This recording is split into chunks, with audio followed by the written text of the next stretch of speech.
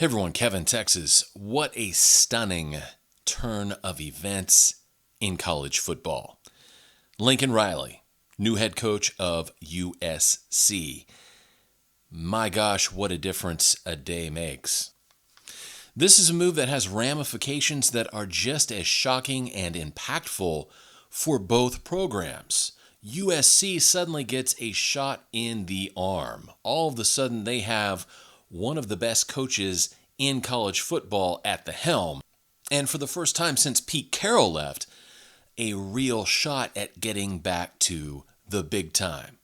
For Oklahoma, it's the exact opposite. This is a decimating announcement because all of a sudden, everything you thought you knew about OU has been tossed out the window. And in fact, we're already seeing recruits from 22 and 23 jumping off the Sooner bandwagon and looking elsewhere.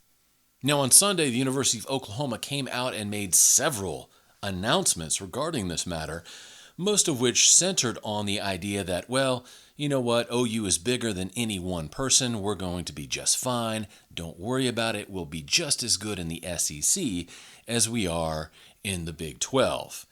And that statement raised a lot of eyebrows across the country because one of the reasons that people tend to believe Lincoln Riley left OU was to avoid the competition in the SEC and move to the Pac where there is much less in terms of competition out there. In fact, I would argue there's much less competition in the Pac than there was in even the Big 12. So Lincoln Riley makes a great move for him. He could be the coach that brings USC back.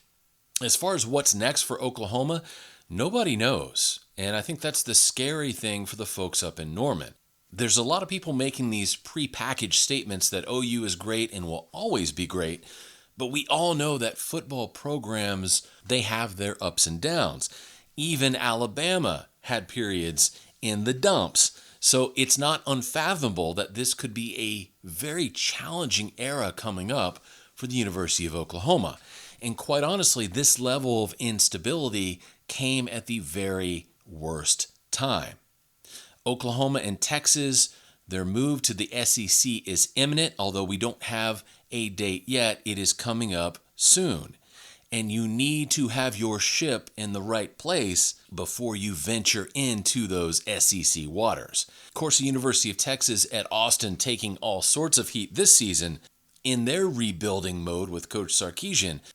But that decision to rebuild at UT Austin was made with the upcoming move to the SEC in mind.